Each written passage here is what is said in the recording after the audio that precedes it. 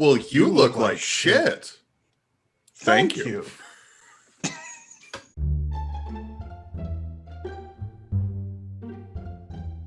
So, did you get everything? I did. I have one question. Shoot. It's called Tablia, right? Yeah.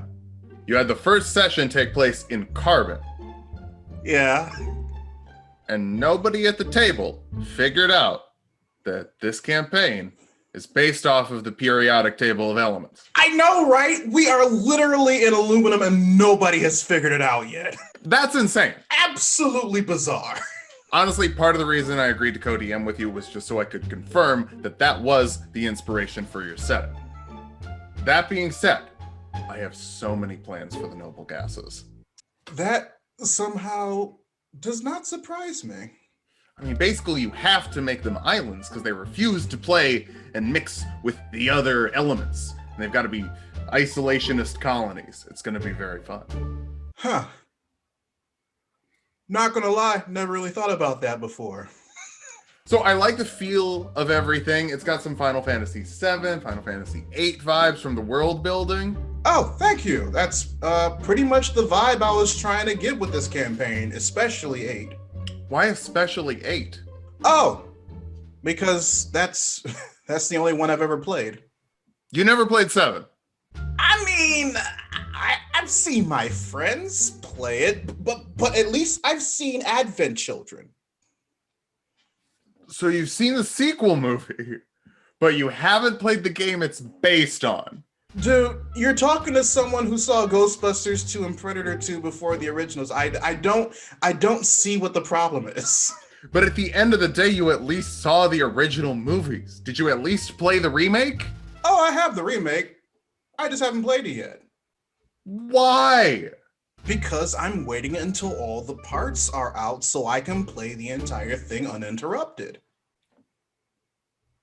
That makes sense, actually. Anyway, yeah, world's great. Lots of room to expand, considering the first campaign only took place in like 4 locations / elements. I did notice some themes in the first campaign that you ran that I wanted to talk to you about, specifically you using bosses and NPCs as like the avatars / scions of non-D&D deities. All right.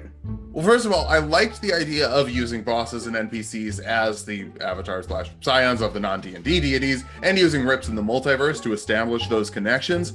There's so much we can do with that story-wise. I'm only asking this because you've already covered the topic in your first campaign. If we use the concept in this upcoming one, can we steer away from using Cthulhu? Is it the implied racism? It's the implied racism, isn't it? Yeah, it's pretty much the implied racism. Oh, yeah, then that's totally fair, dude. But in my defense, I was using him at the height of his 2010s popularity. Right. Plus, I didn't know just how much of a shitlord Lovecraft was when I ran that campaign.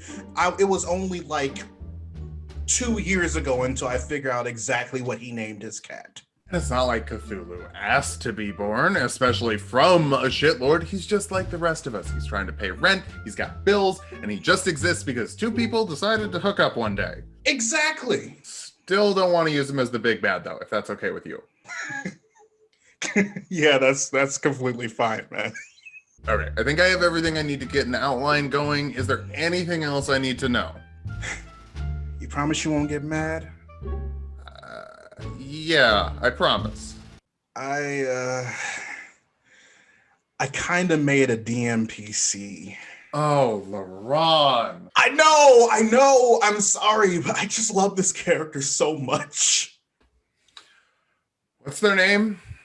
Okay, his name is Wallace Bullheart, and he's a fighter sorcerer multi-class minotaur. He was a party NPC for the first campaign I ran, and then after he died, I brought him back in campaign 2 for plot reasons because, you know, the party chose one door over the other for the first dungeon. Okay, 1, that name is fucking adorable.